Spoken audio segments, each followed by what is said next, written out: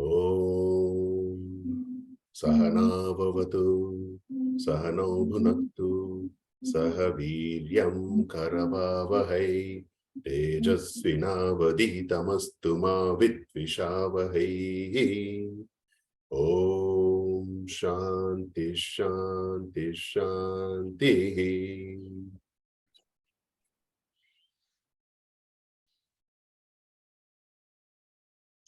Over to you, Alpana. Okay.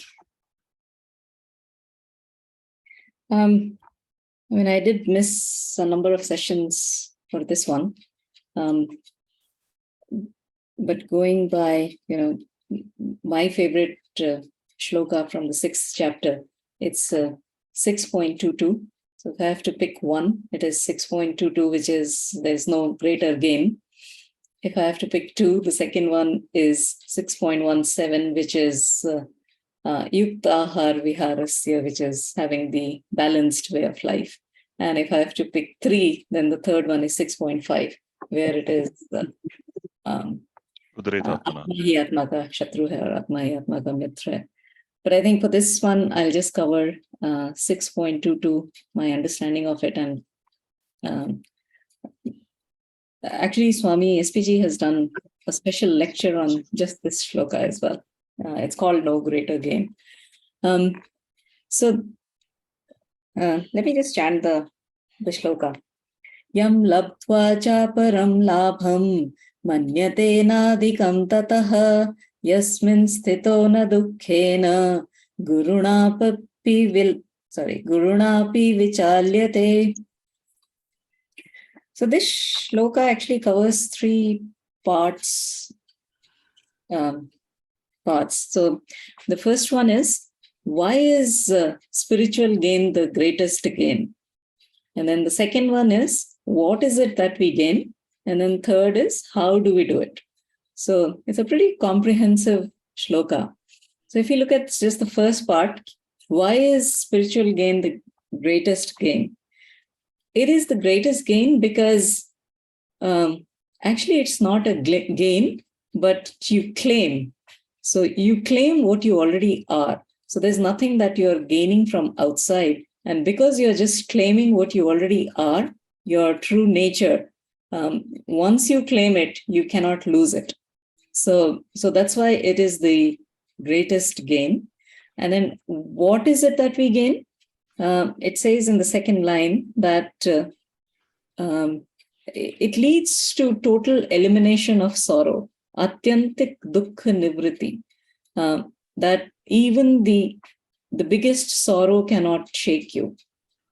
So now, if we look at it, then the sorrow is actually not removed from the mind.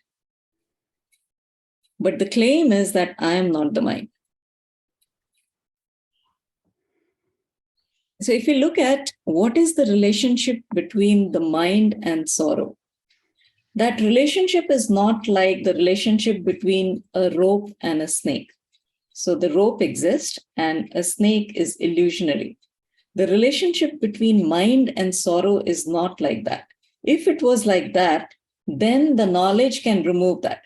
Because if there's any illusion, when you get the knowledge of the reality, the illusion is removed.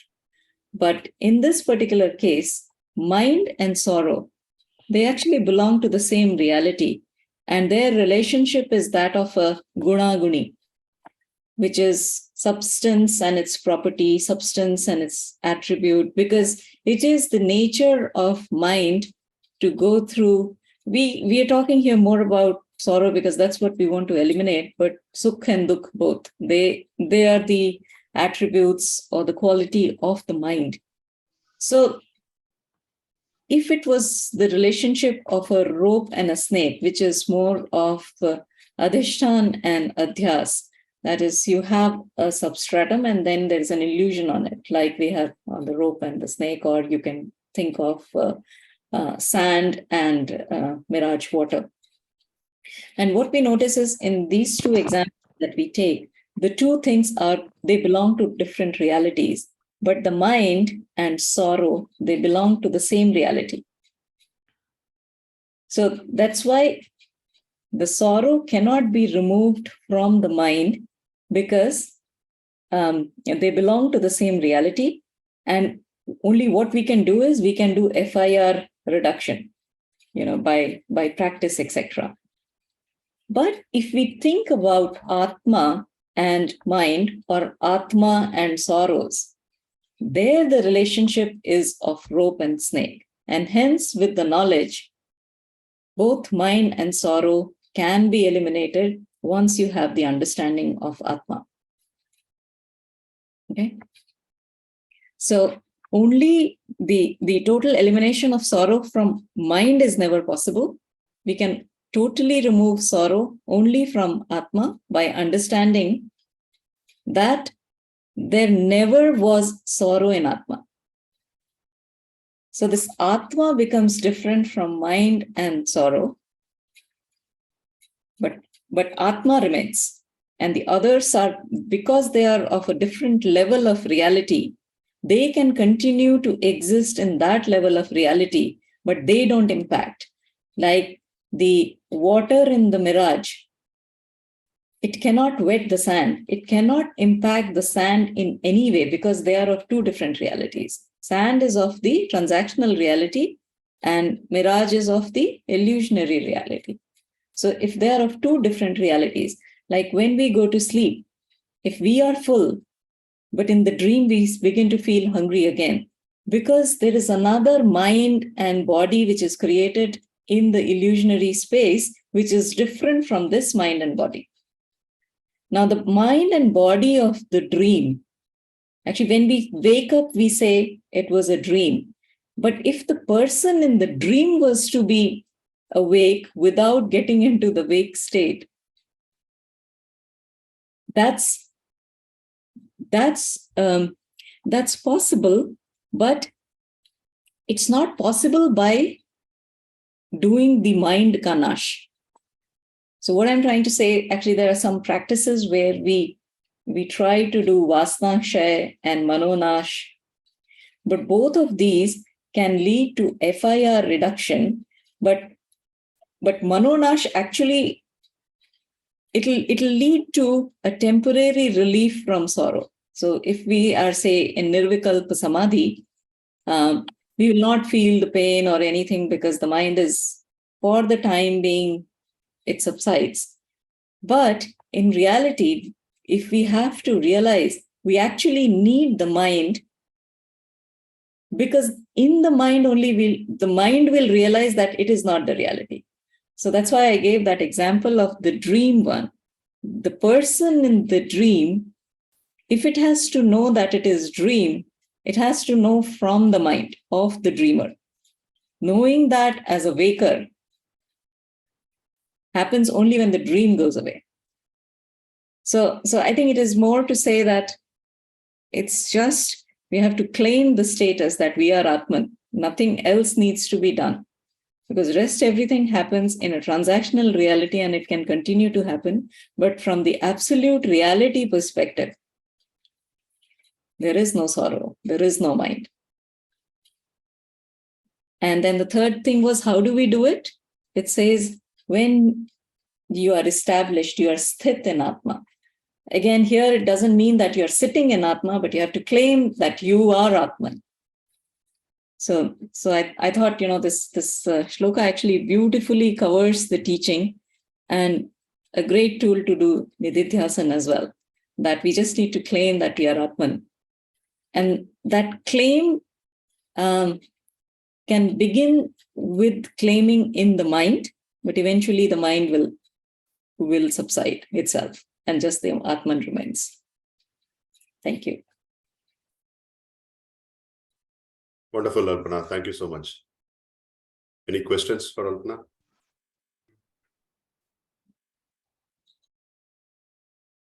So the another perspective on the snake, and I'm just, as you were talking, Alpana, right? So it's really one of a memory, right? Because the whole thing is, whether it's a snake or a rope, right? The whole is driven by the memory, correct? If there's a 1-day-old child who's never seen a snake or a rope, right? So to your point, right, that the whole memory is what, the past memory, which is a mind layer, is what drives everything, right? So if there's a way that can, and the Atman is not that, right? Memory is all baggage that we collect, either the last Janma, this Janma, that we decide to keep with us. So if you remove that filter, then what remains is the pure Atman. Then at least you are getting into a space where you're not judging good or bad, right? It's something is lying in front of you, something is lying in front of you. Neither you're labeling it as a snake or labeling it a rope. Neither you're getting afraid of it, nor you're feeling relaxed from it, right? All the emotions, that the baggage that goes with it goes away.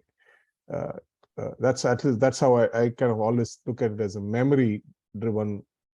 Memory is what drives all the other duality. Otherwise, what remains is the pure Atman, right? If the memory is not there, and the duality is not there. And you take it one step further, that whether the mind is disturbed by the snake or not, even that is illumined by you or the Atman. So you can be fine even when the mind is bothered, because you are not the mind. Correct. Then it doesn't matter whether the mind had some memory. Yes, it had some memory, because of which helps to prove why mind is feeling something, right? Even whether the feeling or not feeling. When you are established in the Atman, actually, if you just switch the perspective of, instead of looking at it from the mind, you have to switch to look from the side of the Atman. Absolutely. Atman just illumines. And then this whole body mind of your own, which you call it now as your own, that also just appears as any other person's. And you are the Brahman, which is the same in the other person also. So it's not that you will even get bothered if somebody else is getting, okay, you can decide that, this mind and body is not going through anything. It is just, you are just an observer of that. Not only that, but others also. So you have to come down to the mind level if you have to feel even for others. But if you are in the Atman, even whether the mind is disturbed or not disturbed, even that cannot impact the Atman. That's why the water cannot wet the sand. There are different levels of reality. So even that side. But what you're saying absolutely is needed, because even once you have this breakthrough to improve your life as this person, I think it's important what you're saying to practice, and useful for the world, for the Lok Sangrah. Probably not for you, but for the Lok Sangrah. Because, I mean, if you're a jnani, but you keep behaving in a very rude way, you are creating rakas in this level of reality, and it's of no use. So it's good to get away from that. But I'm saying it can happen actually even without changing anything on the right-hand side, which I call as the body, mind, and everything else. Salpana, a question. Is it fair to say that the dream person does not have the opportunity to realize that he or she is a dream person and there is a waker, whereas quote unquote a woken person has that opportunity to realize that he or she is not a woken person, but there's another state of awakenness? Correct. And there is not another state of awakenness. That's the unfortunate part from the waker. But you're not that. So that's why that mind is very important, because through mind, the mind needs to know that it's not the reality, to stop bothering you, and that you are different from that. Thanks, Salpana. Subbu?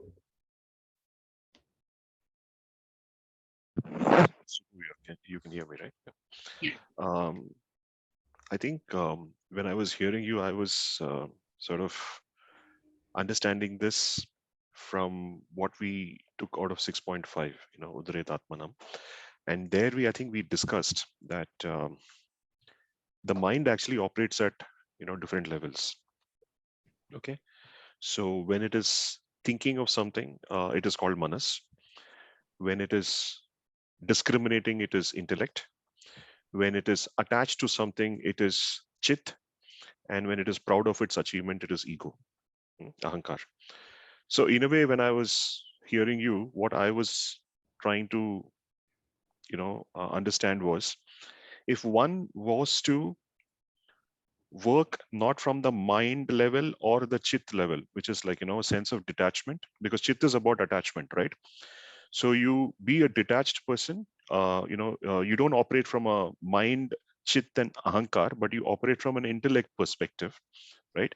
Then in some way at that level of mind, you're actually trying to be detached, and you're also trying to discriminate through the knowledge that you have gained, and thereby able to dissociate yourself from the pain and sufferings, or that actually one is probably undergoing. That's how I sort of assimilated it. Not sure whether that's the same point that you're bringing across, or is it something else that I'm So missing? what you described absolutely is fine at the mind level. So that is where the FIR reduction will come. Right. So you're reducing the frequency, the intensity, and the recovery period. You can reduce all of that where you get to a certain situation. But I'm saying if you become an observer of even this whole process going through, because Then you're dissociating yourself completely from so not even the intellect is dissociating with the situation. I'm saying right. even this whole process of the intellect disassociating itself from the situation, you are observer of that. Yeah. So basically, you're like an observer, right? You're just observing what's happening around. Yeah.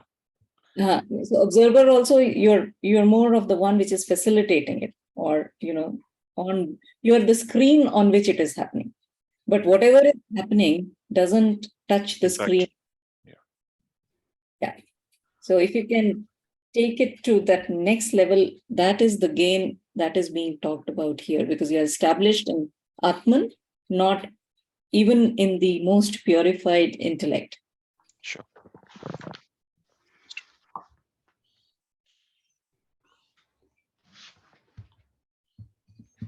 Any last question, Falbana? Rajesh, we can't hear you. I saw you. Me? Yeah, now we can hear you. Okay. Yeah. Any last question, Falbana? Awesome. Thank you, Alpana. Thank you so much. That was wonderful. So next, who's going next? Krishna. Oh, okay. Hari Om, everyone. There is a famous South Indian dish called avial. So you make put a lot of vegetables and you can make one dish. So to pick one shloka, I made an avial of a shloka, like 4 phrases from 4 different shlokas, or maybe 3 shlokas, but into one.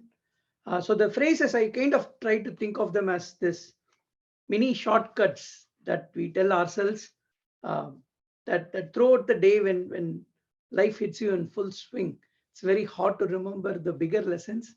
So take like one small phrase.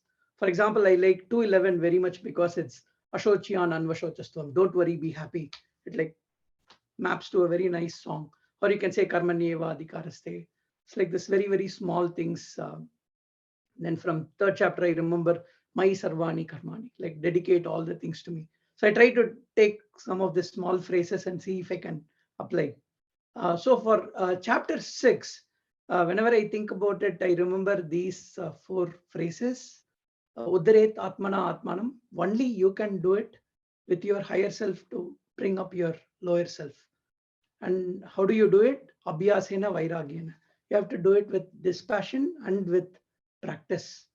And does it immediately going to work? No. Shanai Shanai Uparamit. So you can do it only very, very slowly. You can still the mind. And if all this fails, at least remember that there is this teaching. Na kinche dapi chintayet. So just remember that this is the only thing that you have to stay in your own mind to remember this lesson. So the big aha moment, like I was recollecting this funny story. So there are 3 robbers who rob a temple, and they've robbed it, and then they're moving along their way. Suddenly they get this guilty conscience. So after all, we have robbed a temple. This is not fair, and we should do something. And then so the first robber, he draws a circle, then says, I'm going to throw the money. Whatever falls in the circle, I'll put it back in the temple hundial. And he does that. The second robber goes saying, you are like very stingy. You are like putting Bhagwan within a small circle. So I'm going to do the opposite. I'll throw whatever is in the circle is to me, but whatever falls outside to the world, I will put it back in the hundil. The third robber goes, you both of you are very stingy. Bhagavan is everywhere. How can I put him in a dimension? So I'll throw it up. Whatever Bhagavan wants, he can catch it. But whatever falls down to the ground, I will take it. Right. So the reason I remembered is like we always keep coming up with some type of an excuse, some way to cheat ourselves, or thinking, oh, this is fine. This one time I'll excuse myself. Or maybe next time I will do better. Tomorrow I will get up at 4:30. Day after tomorrow I will do Vishnu Sasaranam, and so on. So all these things, various things, and not only for the higher lofty things, even very small things like you miss a traffic light and saying, oh, my bad karma. Like, why did I get this red now when I have to go to this meeting or something, right? So these phrases keep coming to me. Like either if I am calm, then generally Udaret Atmana Atmanam will come. But for the most of the other times, it's like something else that keeps coming up to the top. So I found that the last phrase of the four, you have to do it slowly to be the patience, and then Abhyasena Vairagena. That's the only way you can get the dispassion through practice. But Nakinchit Api Chintayet like really stuck with me more. It's like kind of also as a computer scientist, it's like a nice while one loop, while one no kinchit api chintayet. Because the moment you say I'm doing my 60-second repetition, 63, 64, and your mind goes, oh, when I was doing 63, I probably mispronounced something, or when I was doing 62, my went off, and guess what? You have now messed up 65. And then the 66th repetition, you are thinking, oh, I just thinking that I am thinking and I'm not doing my japa recitation correctly or mantram correctly. And I think that's like, to me, appeal as like one of the biggest teachings of the Bhagavad Gita is live in the present, because the past will haunt you. The future, you're just worrying it's not yet going to happen. Either like karma phalam or it is prarabdha, whatever, let it happen. But if you just do only the current moment, if you can take care of it without even thinking I am doing, don't even, that's the other lesson, sarva sankalpa sannyasi. So don't even make a big wish or a plan or something, but whatever needs to be done, just do it very well. Remember, nakinchidapi chintayet. If you can think of Bhagavan at that moment and then realize that the Bhagavan is Atmana Atmanam, you are that same thing that you have to lift by yourself. That knowledge helps now and then, but with more practice, hopefully it will become existing for a longer time. So that was my aha moment from chapter 6. Hari Om. Awesome. Love the story. Any questions for Krishna? Rajesh, you're muted, huh? We can't hear you. No, I'm able to hear Rajesh. I'm able to hear. Yeah, I am actually. also able to hear. It's funny, but One Salpana and one Sub, but I was able to hear both the times. I couldn't hear. I couldn't hear at all. Okay. Rajesh just asked any questions. Hey, that the last phrase you were describing, Krishna, na kinchita, which shloka is that, please? Which number? I think it's 625. So that is Shanai Shanai Uparamet, and then Nakinchidapi Chintayet. That is the last phrase. Shanai Shanai Uparamet is the first phrase, and then the last quarter is Nakinchidapi Chintayet. Without thinking about anything else. Stay in the mind. I mean the Atman, higher mind. Yeah. I will post the 4 phrases in the chat. No, I got it. Yeah.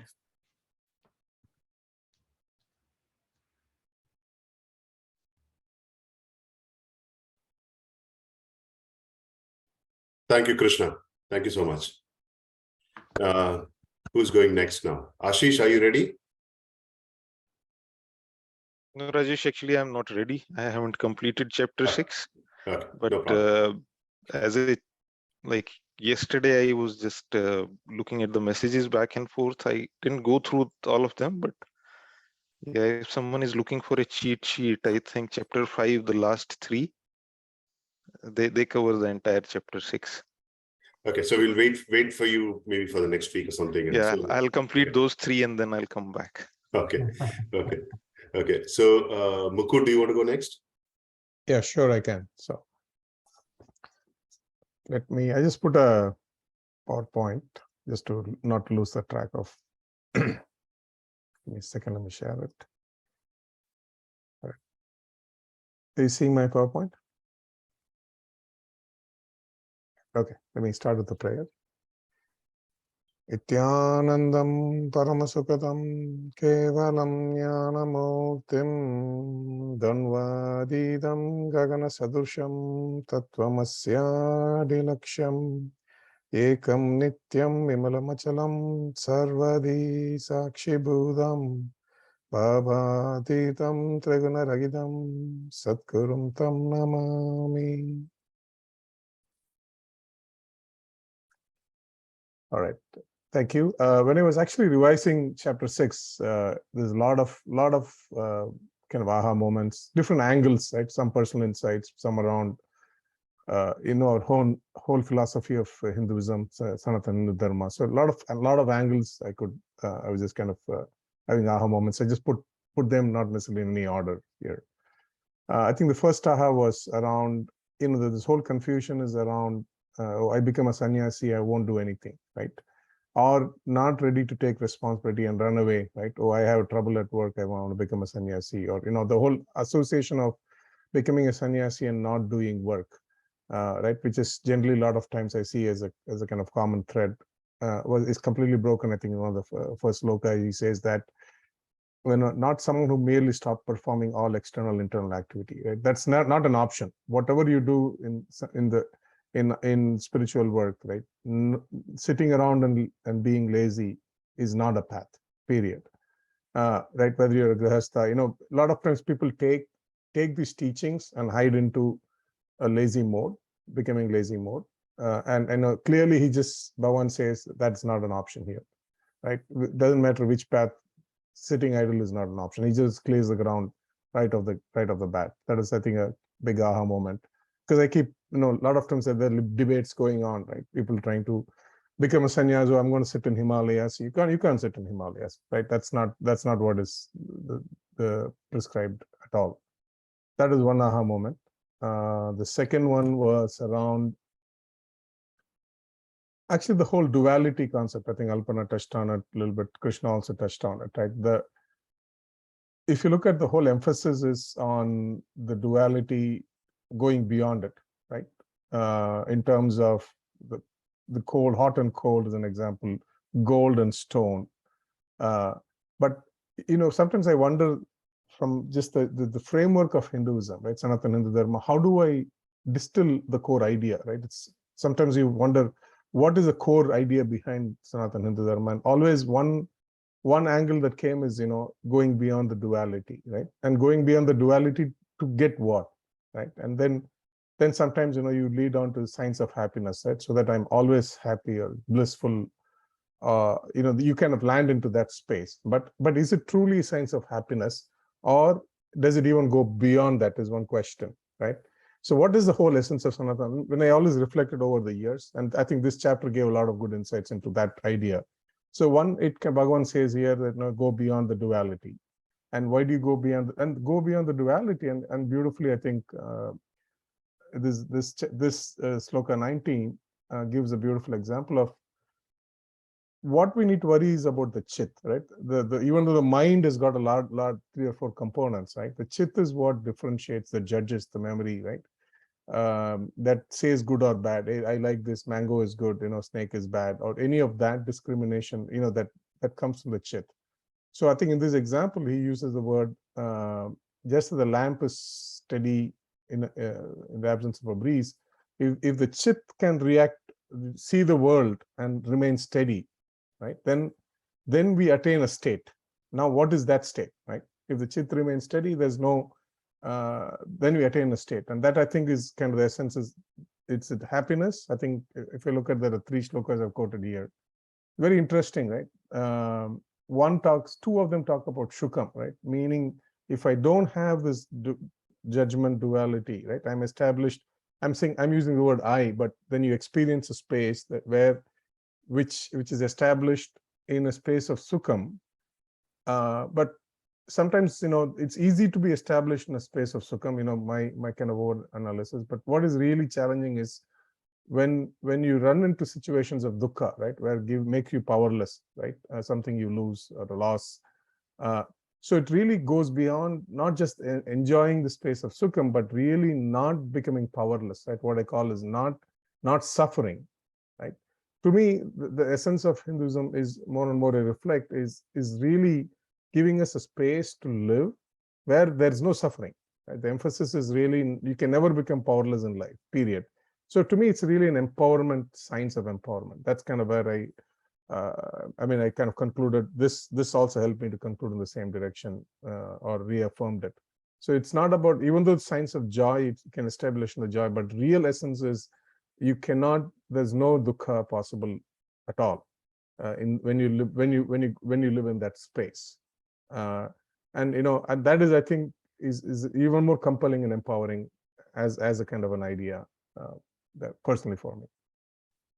And I think one of the most empowering slokas I found is this, right? When this idea comes in many scriptures, right? Ishavashopanis talks about the same idea, but this is to me like one central idea of Hinduism is that empowering is, because once you're established in that space, which is beyond the mind and beyond everything else, which is the Atman or a Brahman, whichever word they call it, right? Then you start understanding that everything is happening is from you, right?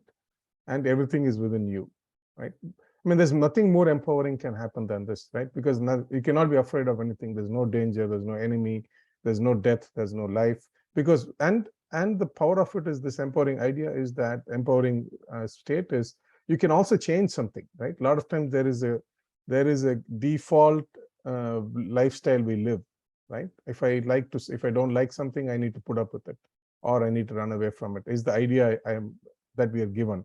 But if we really delve on the central idea of Atman and Brahman, it takes into a manifestation. If I am, everything is established in me and everything is coming out of me and everything is going back into me. I'm seeing the word me as not like in this body, but Atman. And if I can experience that, then I'm also empowered to change anything I don't like to, I want here, right? That's a very powerful central idea. And always it fascinated me, some of you read Shiva Puranas, right? There's beautiful examples of this state Bhagwan Shiva talks about.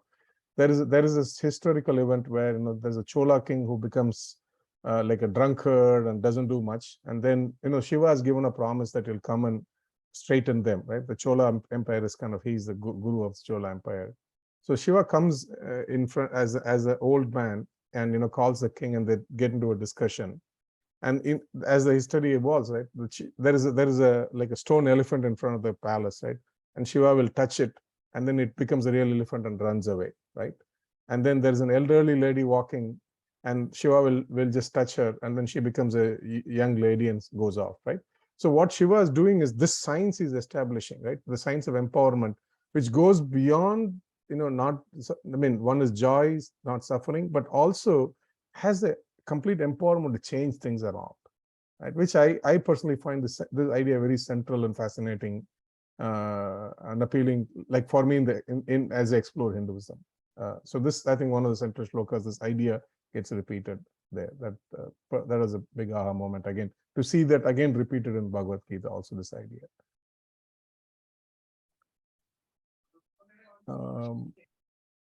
Yeah, this was always a question I asked my guru, a constant question. I mean, I don't know how to do it, and it is always a great idea, but my mind wavers. So I could really resonate and still ask the question, very, very relevant question.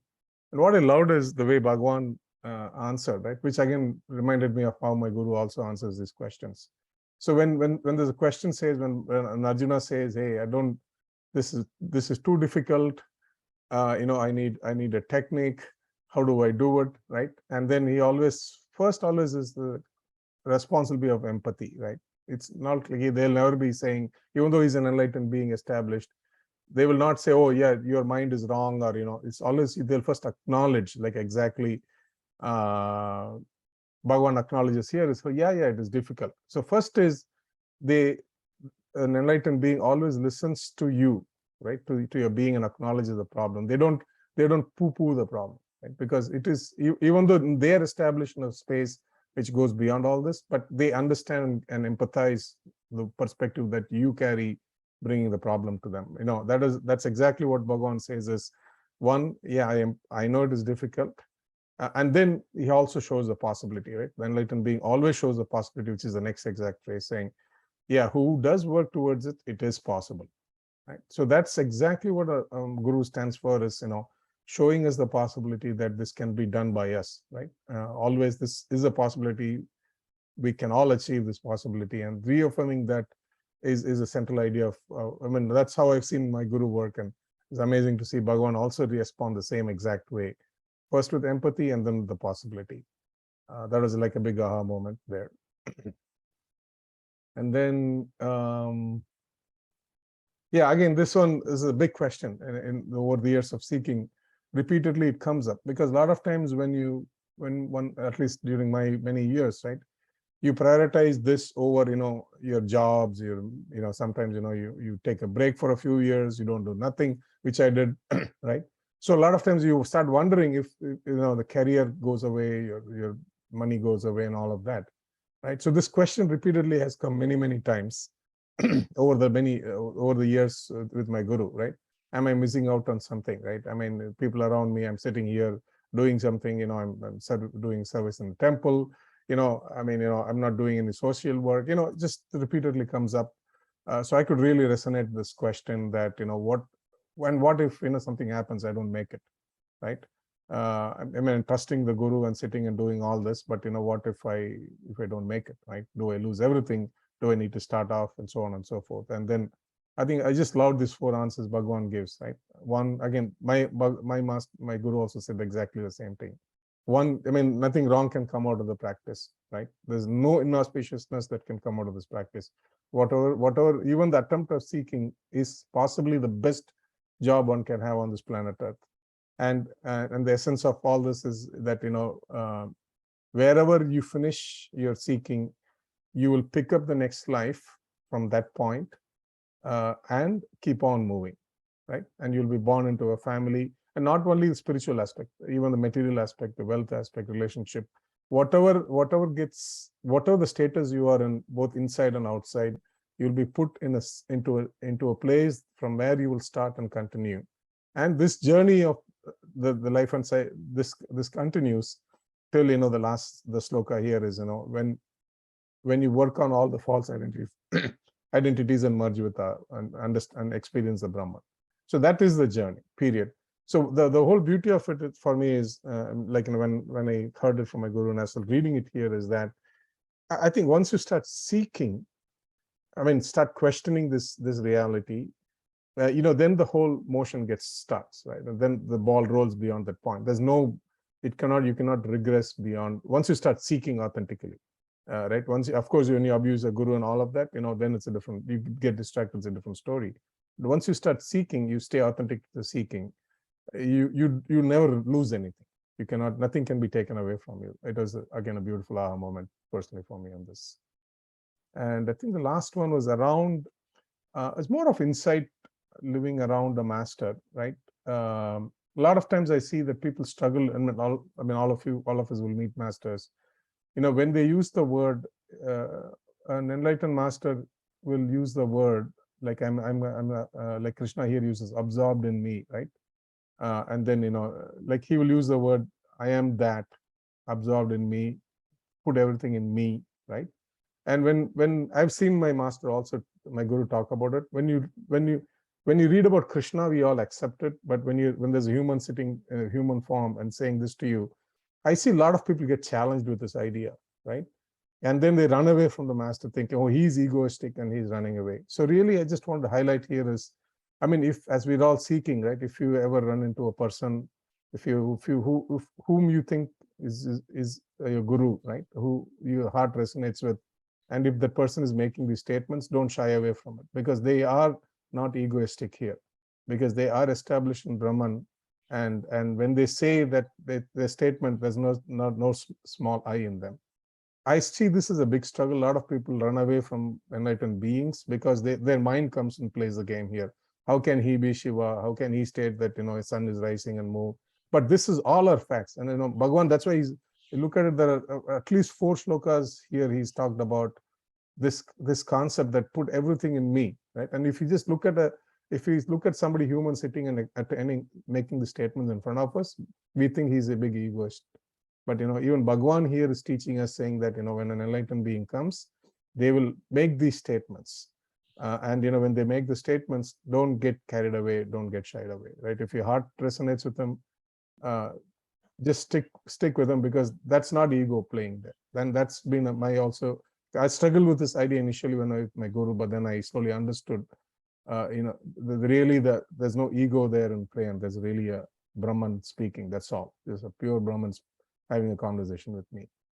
So that is again one insight I just wanted to share, because I see Bhagwan repeatedly doing this surrender in me, which can be construed as egoistical statements.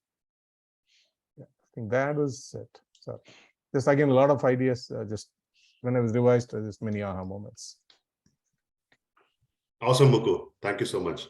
When you were showing that slide, saying that Abhyasa Vairagya is the solution, I was about to say, hey, Mukku, please, increase put it in slideshow mode, because I'm not able to see. That's when I realized I forgot my specs. Okay. Looks like it's the same thing that with all of us, we seem to see the world from the mind, what we have, rather than taking it off and then seeing it the way it is. Beautiful. Thank you so much. Mukku, thank you very much for this summary. Actually, when you were saying this absorbed in me, there was some 3 points that came to my mind. So I thought I will share that with you. So when you say absorbed in me, you're referring to me as Krishna, and then you said it's also the Guru, right? But in the dialogue of, say, Arjuna and Krishna is his Guru. Correct. Yeah, right. So when he says absorbed in me, I think that struck me that he's also the Guru, and he's also the God, right? So when you say absorbed in me, I think translating it to a Guru is something that I would directly extrapolate. That is point number 1. Second thing is, I think most of us go to meet sages and seers and saints because, when we believe that, I think there have been enough reiterations in the Bhagavad Gita saying that, one who's established in Brahman is Brahman himself, right? So when we go and meet people like Kanchiparya, Mahapariva, or anybody like that, or Ramana Maharshi, they are like really evolved souls. And since they're constantly in, touch with Brahman, I mean, in the state of whatever they're doing. So, when we go there, we are not just going to see a guru, but we're also going to see a God. Okay, that's the second thing that struck me. And the third thing which came to my mind was, there is a saying, Devam Manushya Rupena. Okay, so it's something that I can't quote where it is from, but I've heard the statement saying that Devam Manushya Rupena. That is when God comes, he comes in a human form, right?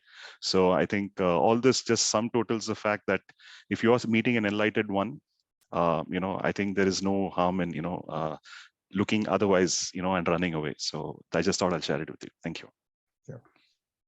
Awesome. Thank you. Any other questions for Mukku? Not questions, but when Mukku was saying about the last, what Subbu also shared, I thought of Mukku's favorite shloka, Sarva Bhutasya Atmanam, because that's when it says, when you truly observe or see others in me and me in others. So basically, God is you and you are God. But in everything, like whether it's a stone or a big river, or the akash, the sun, the small insect, everything. So when you see all that thing, then the Atman is you. So that's what came up when Mukku was explaining that. It was beautiful. Thank you, Mukku. Thank you, Mukku. And I really like the way that you, wove in your personal insights from your experience with Guru with chapter 6. That was really, really, I would say, personalized summary. Thank you for that. Yeah. Okay. Next, looks like it is Sakuba. Over to you. Yeah. So, Hariom, everyone. I have a slide, and I'll just show you that. Would you please also turn on your video if bandwidth is not a constraint for you? No, 1 second.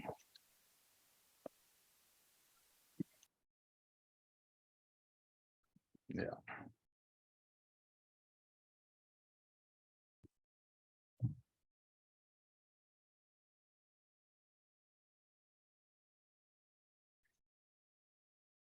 Okay, are you able to see? Okay.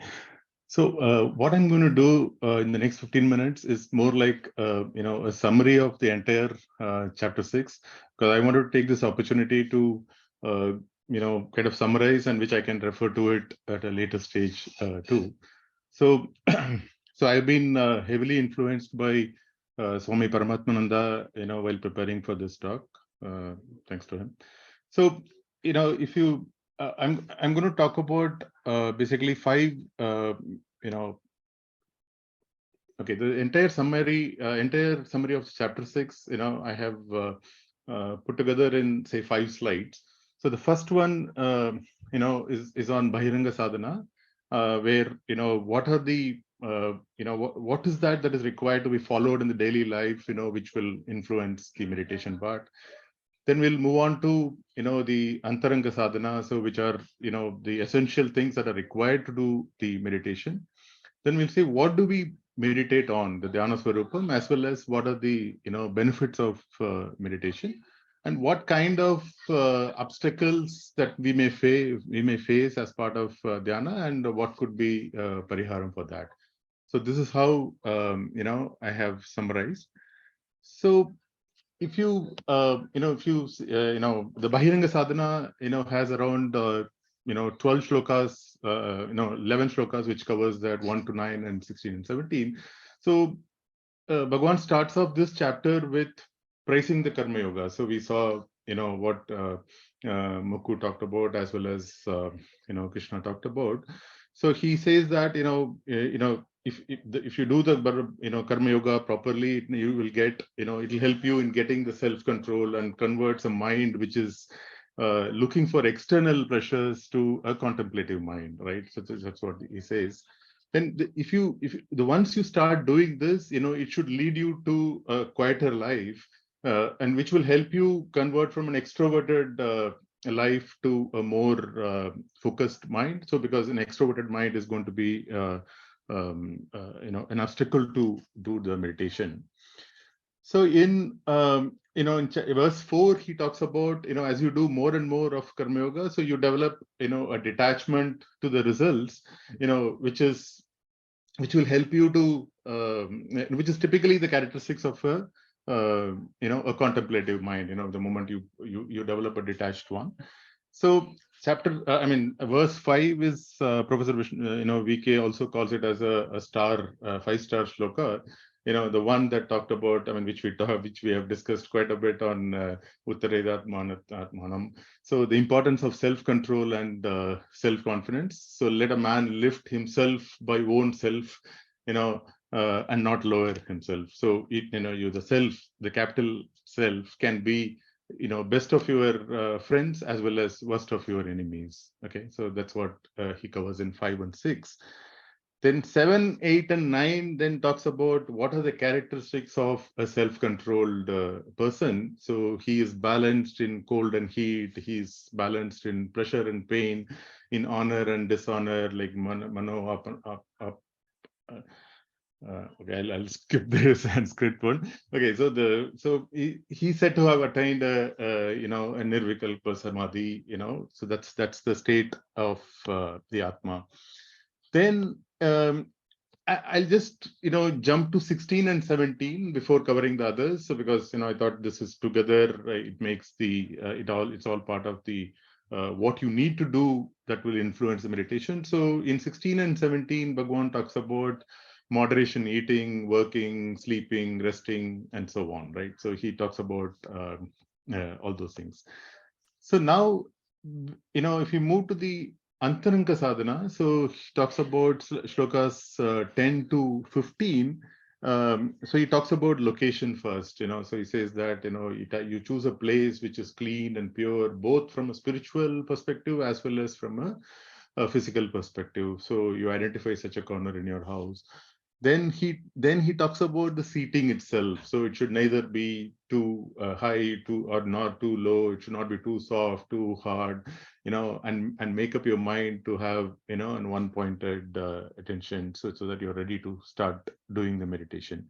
Then talks about posture, firm head and neck, erect and still gazing, and the the tip that he gives is to look at the tip of the nose, because that will make your eyes half closed, and that's that will help you in your meditation part, right?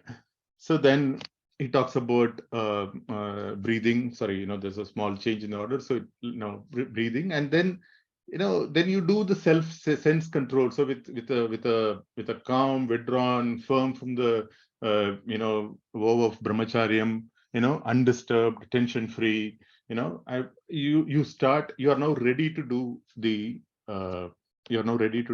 meditation. So that was more like a preparation. So then what do you meditate on? So the Dhyana Swarupam, so which covers from 18 to 26.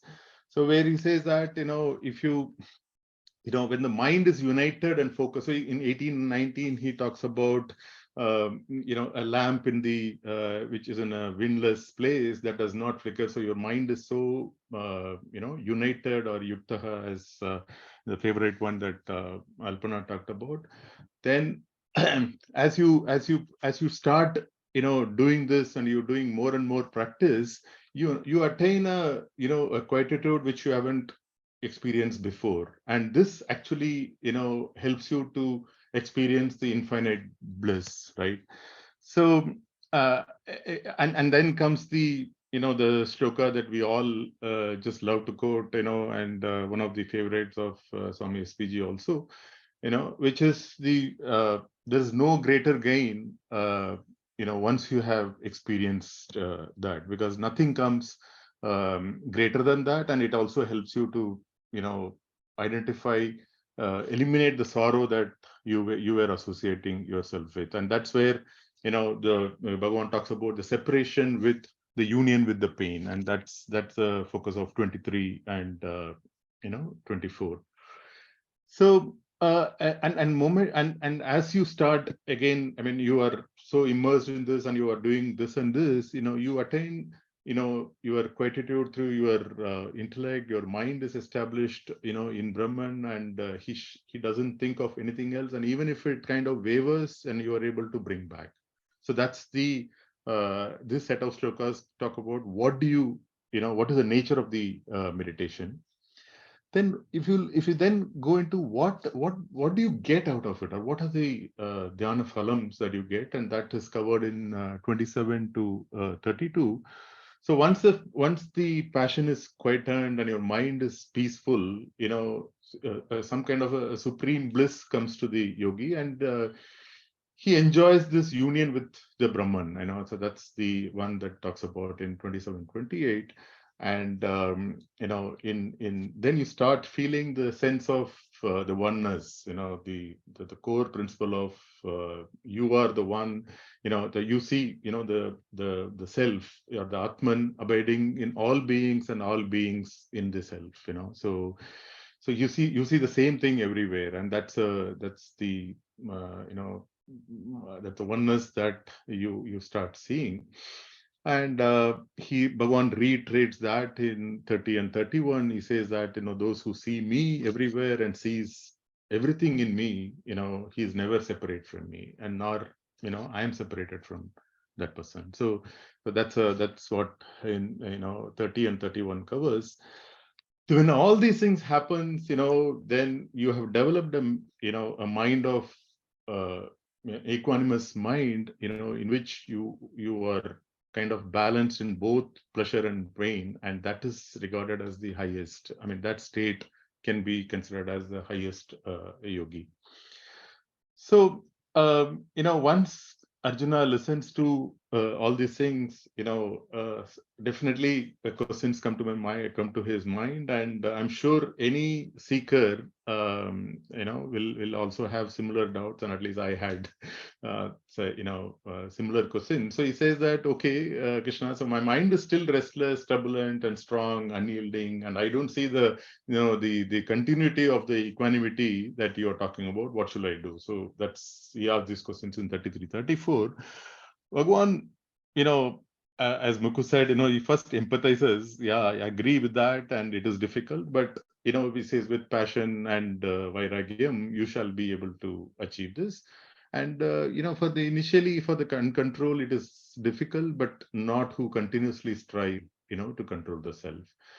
Still, Arjuna has more questions, very, very valid ones, saying that, okay, so in spite of trying my level best, if I'm not able to tame the mind, what will happen to me? I will neither be here nor there, right? Because I have focused all my attention in, in trying to see, you in everywhere and so on. But in the process, I've left all my at least doing certain karmas for you, and which would have probably yielded me some more punya, and I've neither done nor this. And what will happen to me? Will I just drift like a delusional cloud?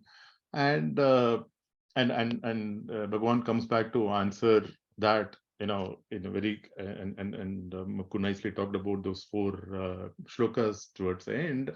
So Bhagwan clearly, assures you that there is no distraction, for a genuine seeker. So if you have started the process, and if you have been genuine in that, there is no going back.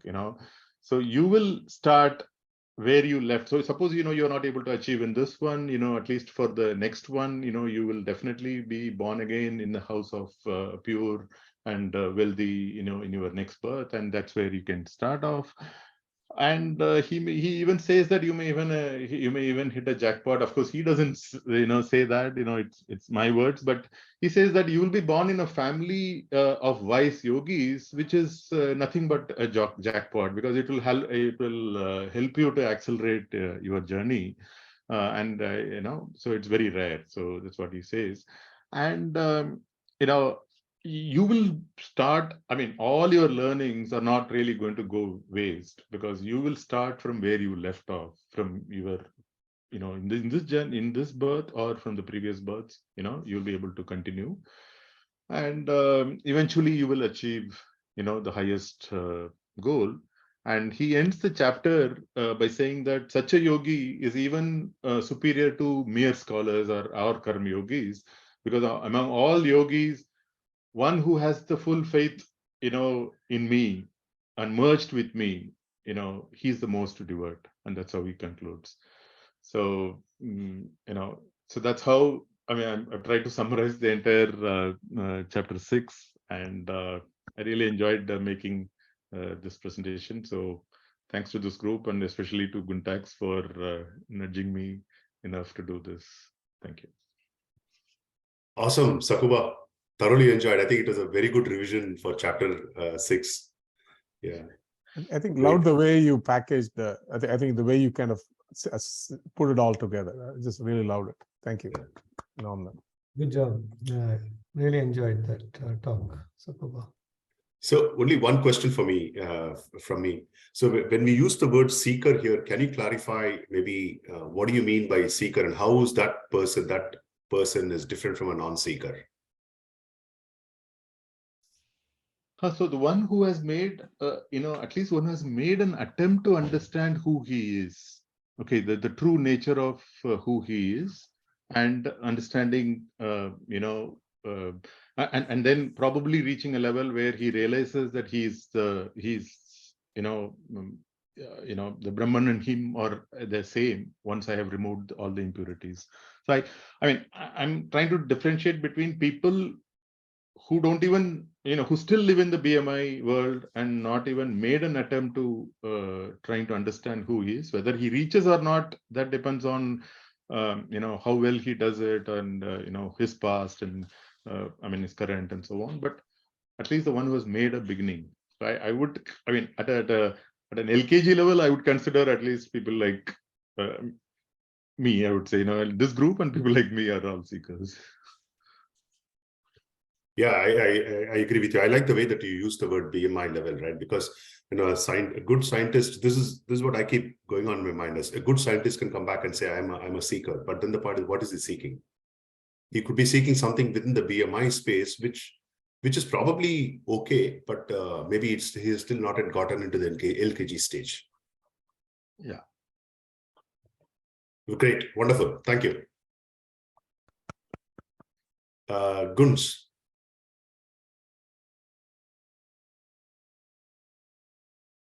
Gunds could not hear Sakuba.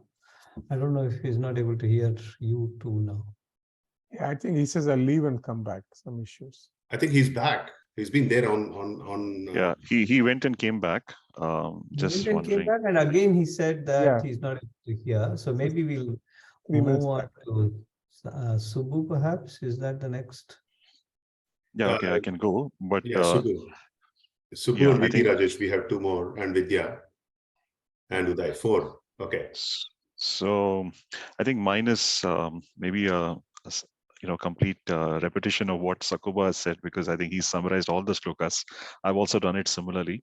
And I've also posted it in the WhatsApp group, right? And I think Saku, I like the way you put it into 5 buckets, right? I have not done it like that. I've just put all of them together. So there are 12 points which are takeaways from me. I'm not putting a presentation or a slide, but I'm just reading it out from what I have put in the WhatsApp group. Yeah.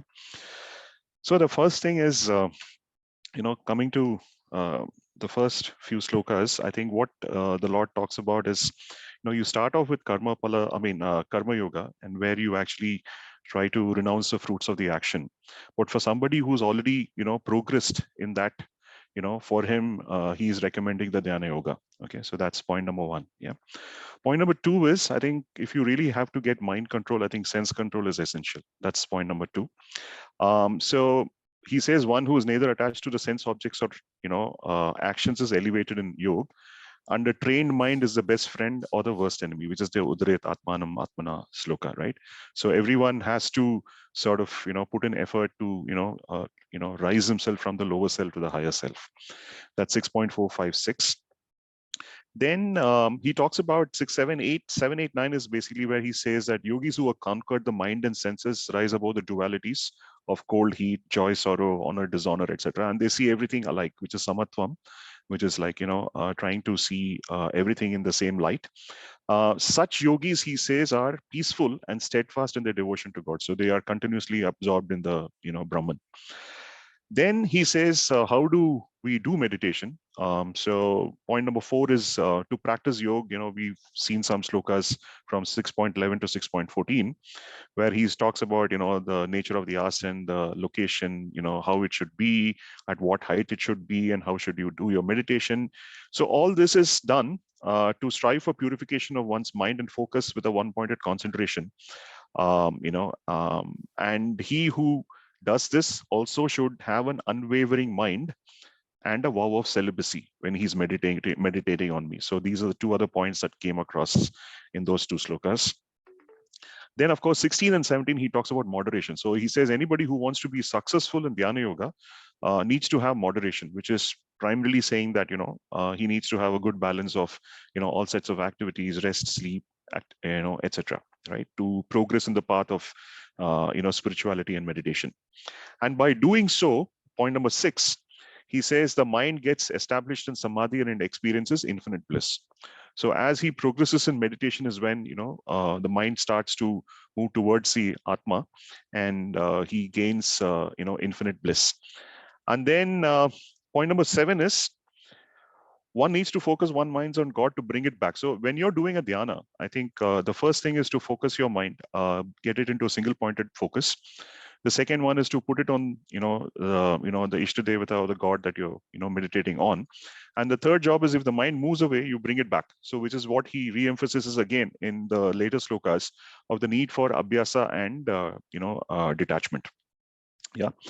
Point number 8 is true yogis uniting their consciousness with God see with an equal eye, samatvam again, all beings in God and God in all living beings. Okay. And this sloka, this yomam paschati sarvatra sarvam cha mai paschati.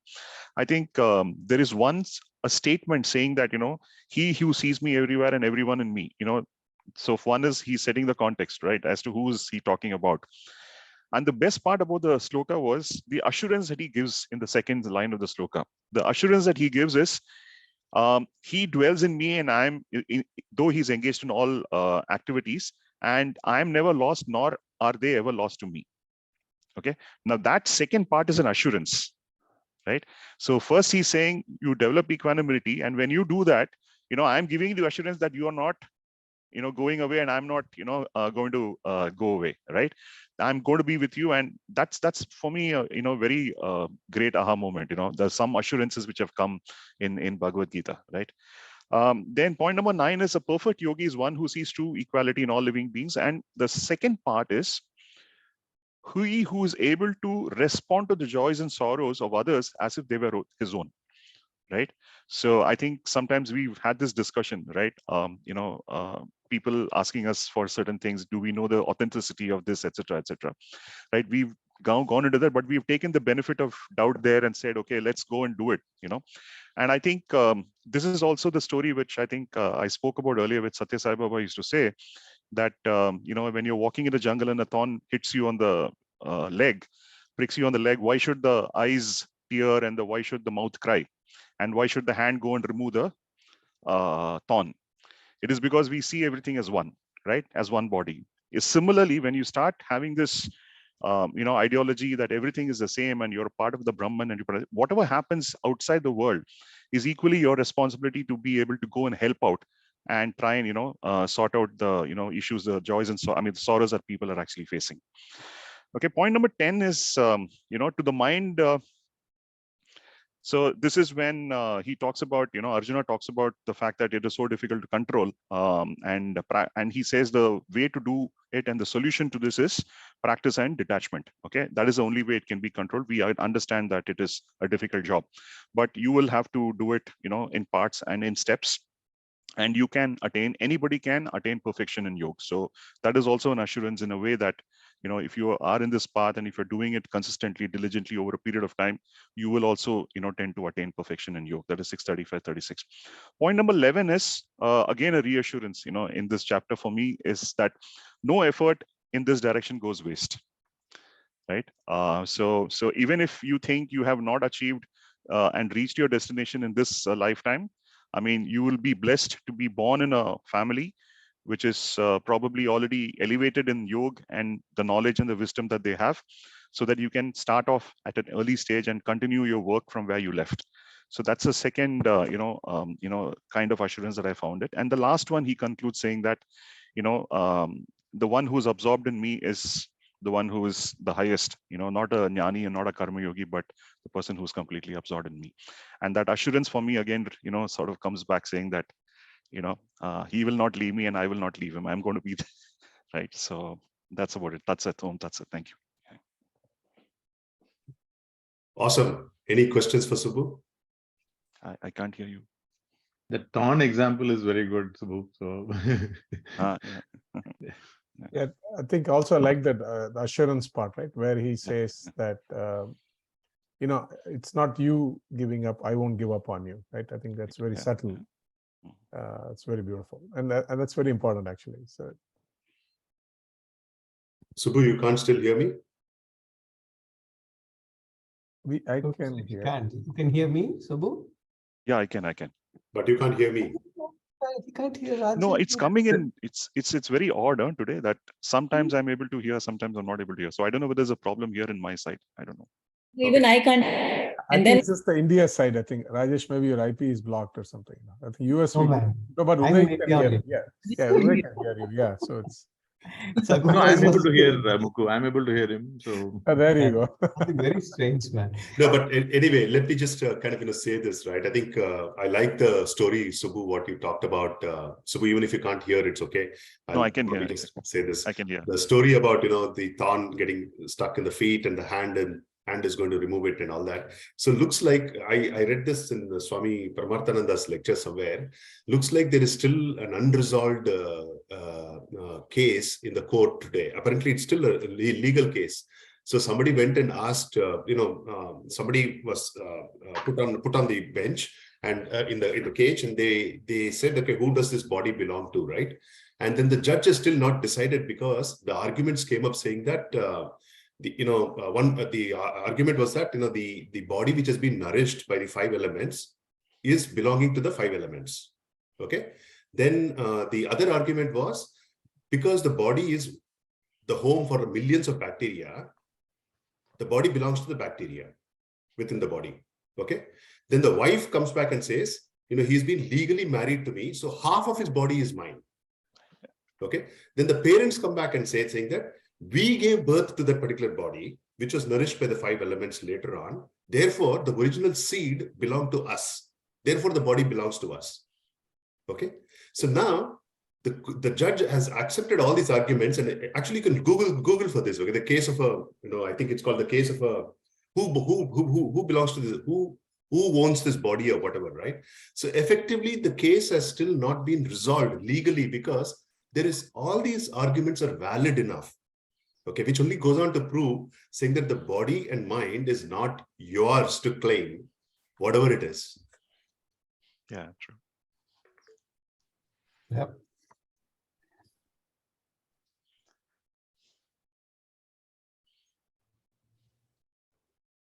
All right. Who's going to go next? Uday. Me? All right. Yeah. VP, Okay. you said that you will do it next week, is it? Yes, Rajesh. Okay. Okay. All right. Thanks, everyone. So it's going to be a repetition of what has already been covered. But my focus was the last part of the chapter 6, where there are 2 sets of dialogues between Arjuna and Krishna.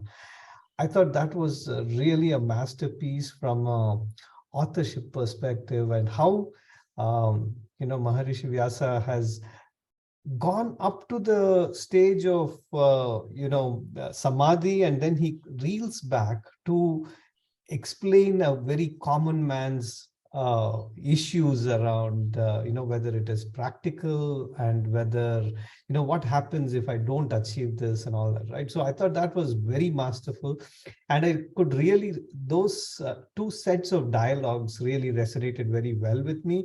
Not that the earlier parts were all superlative as well, but I thought I'll focus on 33 through 36, which is the first set of dialogues, in the interest of keeping it within 5-minute window, right? So 33 was when Arjuna says that the mind is so restless, I don't think that I will ever be in the state of yoga in continuity, right? He says that the mind is chanchal in nature, right? It is, and maintaining equanimity, by this mind, with this mind, is going to be next to impossible. It's not practicable at all. And then he says the mind is turbulent, it is unyielding, and it is very strong or stubborn. And how am I going to get this mind to be, quiet, and then focus on meditation, right? For which Krishna then, like it was mentioned earlier, says that yes, he agrees that the mind is very wavering and restless. But he says that by practice and by dispassion, it is restrained. And when I read the commentary by Swami Chinmayananda, he says the order of the words in that shloka, right, that by practice and by dispassion, the mind can be restrained, right? So he says, so dispassion is also the vairagya, right? You give up. So and that people think that I will wait for that fine day when I start feeling the dispassion, or when I want to give up things, and then I will start my journey for the spiritual part of my life, right? And Bhagwan says that it is, or Swami C interprets this as the words, the order of the words, right? It's only by practice that you can develop vairagya. It is not the other way around. It's not that once you get vairagya, you start the practice. So I thought that was an aha moment for me, right? Through practice and renunciation, the mind can be brought under control in the beginning, and ultimately to a perfect halt. Yeah, and then he defines what is renunciation, right? There are 2 things, renunciation. First is all clinging attachments to the objects of the world, the sense objects of the world, right? That's the number 1. And number 2 is lingering expectations for fruits of action. Yeah. So these two things, if you are able to control, then I think you are able to get that dispassion, if you will, and then your mind can be calmed, right? And he says, Vairagya born out of Abhyasa alone is the charter for free spiritual growth. Of your own accord, never renounce anything. I thought that was also something very, profound. And then, you know, he talks about how yoga is hard to be attained by one who is uncontrolled, right? An uncontrolled self. But for somebody who has the self-control and with striving, they can obtain the yoga in a proper way, right?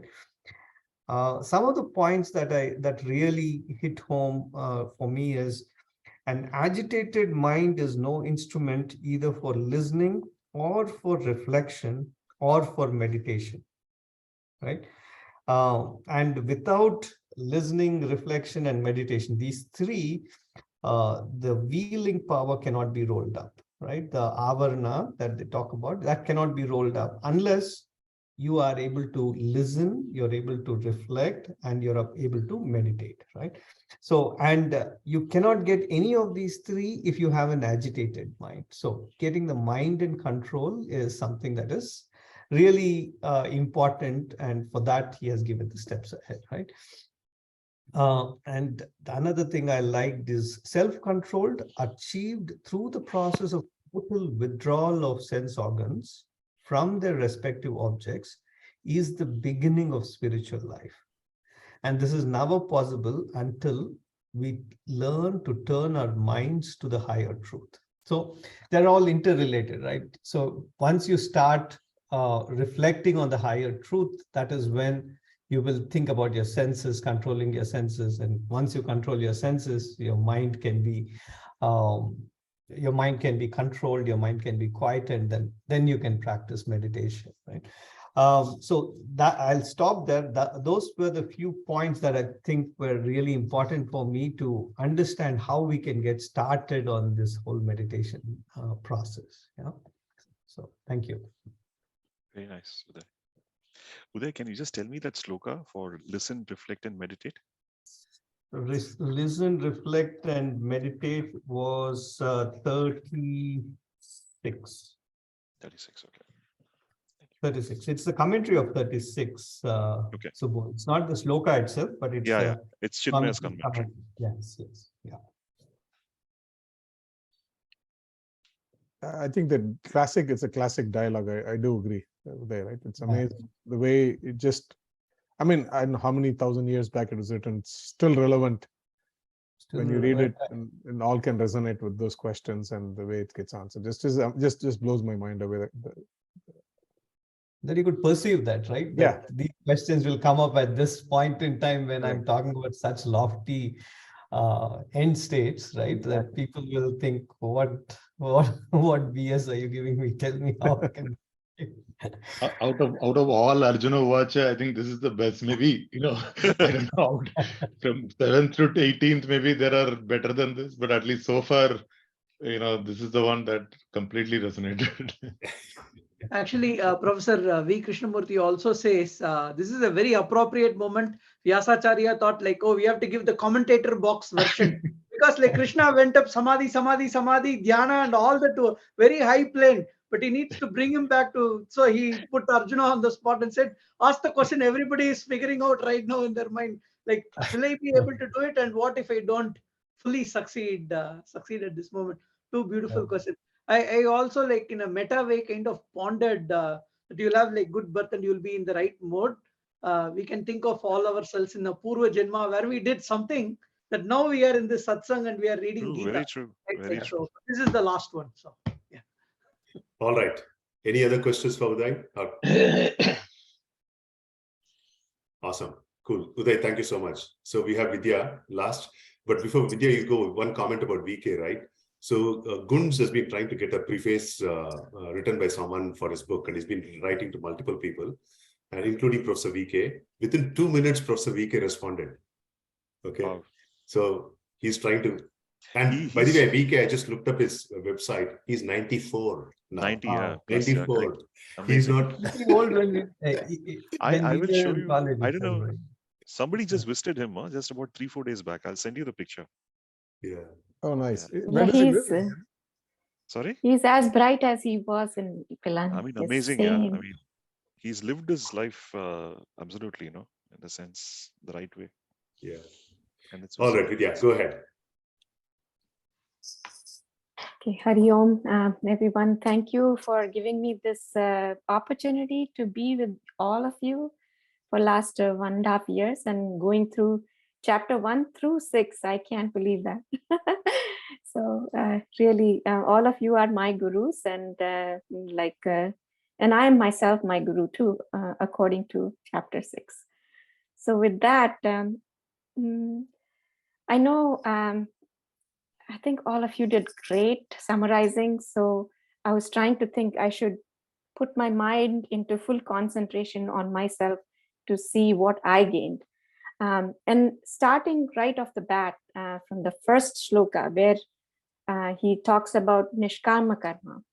So with that, I really loved how he started with Nishkama Karma.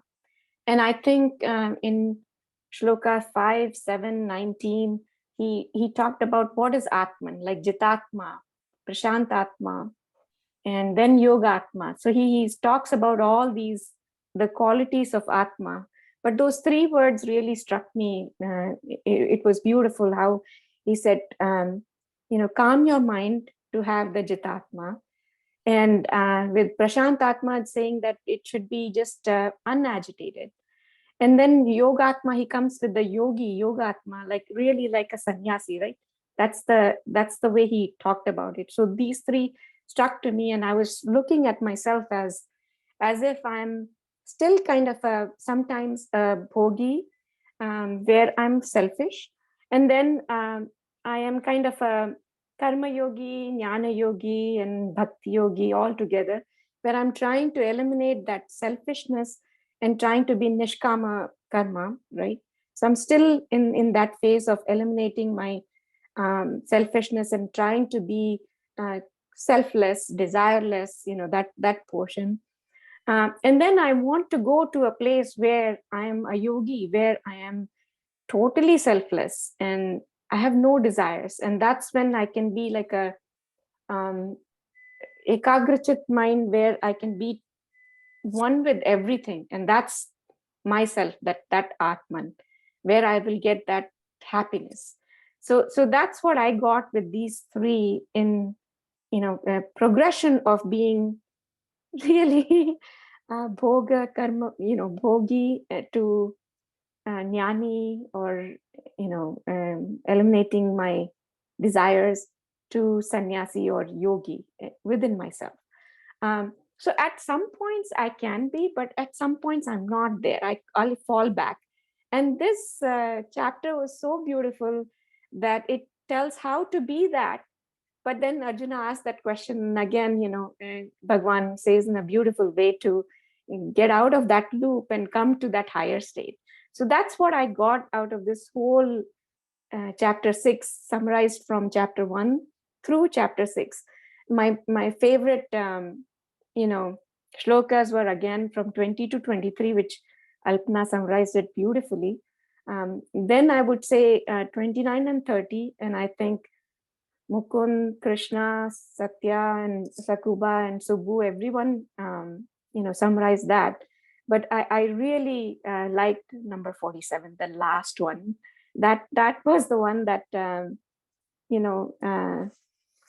when you say rongte khade ho jate, that's what I got out of the last one, where you say with all that, only I could only achieve it. I'm talking about myself, is when I have that shraddha for myself, the shraddha for the power of that God.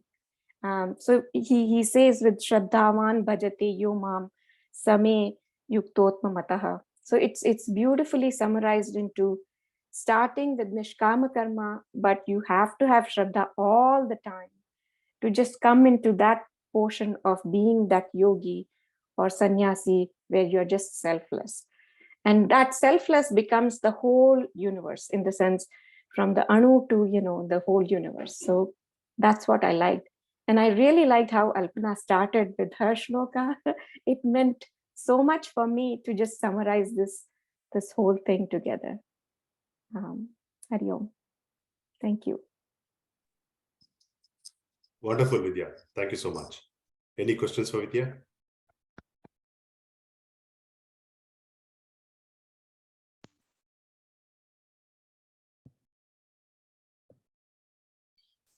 I agree. I think whatever we did last month, I think this is a proof of the continuation of the journey. Right? Absolutely. I agree with the comments. I feel the same.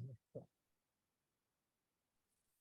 No, the 6 chapters were just amazing. Like, go through slowly. I know many of you have done the whole Gita, but I'm only doing from 1st to 6th. So it really meant a lot for me, in the sense that, how you can just progress and not give up, just not give up. Even if you miss 1 or 2 sessions, you can come back and then just continue. So that was my journey throughout this 2 years. So thank you, all of you.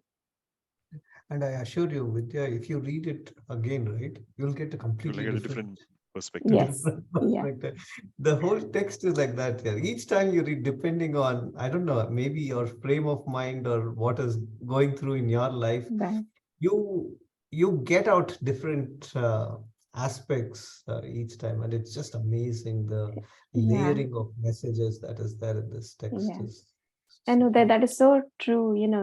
Chapter 6 itself was bringing back some few things from chapter 2 and chapter 4. So it was amazing how I could remember a few things, and some things were totally, maybe it is from some other time I had lived as a human being. Some things were coming totally unknown, which was also interesting to see that. And he says that every yuga you can accumulate, and you're never going behind, you're actually going forward. So which actually says that you are going forward, you are going to realize that higher self. There's no going back. So it's amazing. In fact, in this, I think one of the sloka, he says that the memories that you carried will come back to this physical body, right? Like one of them. Correct. So that's why, wherever you get those insights, what you're talking are all from, the karma that, the memories that you carry from the understandings from the previous birth. Correct. Wow, nice. Actually, Satya Sai Baba used to say that knowingly or unknowingly, everyone is on a spiritual journey. Okay, so including us, including those who are not probably a part of this session, right? Yeah. Because what happens is that they will have their learnings, through whatever experiences that they have in their lives, right? Some joy, some sorrow, some frustration, some this, some that, and at some point it just flashes and says, "Hey, this is not something that is giving me permanent bliss, and I need to look at something more," right? And when that desire comes in place, then people start to then retract, and people realign, people recalibrate, and then they say, "This is how my life should be." So even they are on a spiritual journey. It's just that it's a time of awakening, right? And once awakening happens, awakening can happen like a camphor also, what they say, like karpuram. You just some people at some age, at 50, 60, they haven't even touched anything, but at that point in time, it just flashes, right? And all you need is that 1 second and split, sign of enlightenment, and then you're there. And then it doesn't matter whether you walked it through, the forest, or whether you walked it on the road, or whether you fell down and you did all this, nothing matters.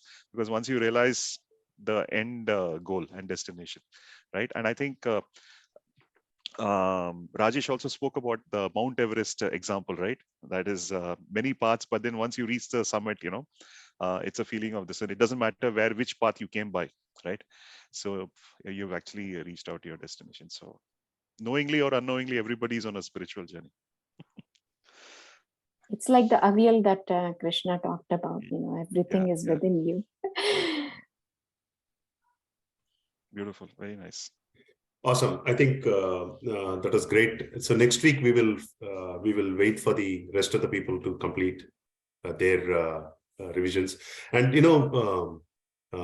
although the fact that it's just chapter 6 that we are revising, and some of us, we start off by saying that it's the same thing what the previous speaker has talked and all that, but definitely there are new insights that keep coming up every time a person speaks. For example, when Uday was saying that, I picked that, Subbu, you asked him for the reference for that, listen, understand, and that one I also want to go back and refer to it now.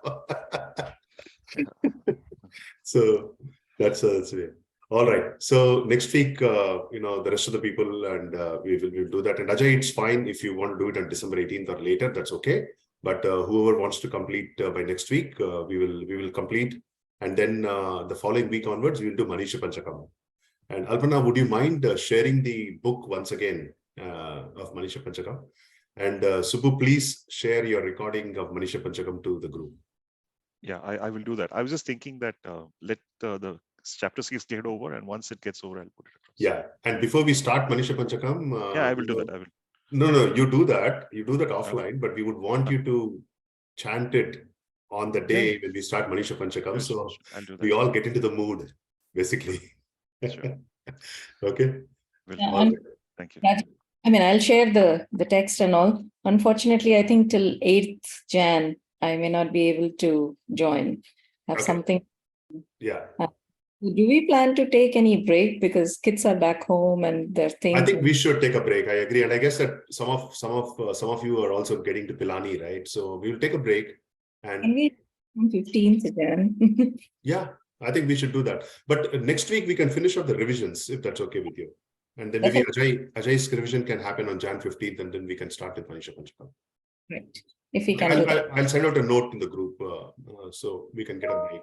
Okay. Thank you. All right. Sai Ram, Let's conclude with a prayer. Om Sarve Bhavantu Sukhinah, Sarve Santu Niramayah, Sarve Bhadrani Pashyantu, Ma Kaschid Dukkha Bhaga Bhavet. Om Shanti Shanti Shanti. Shri Gurubhyo Namaha. Harihi Om. See you all next weekend. Thank you. Bye-bye. See you. Thank you.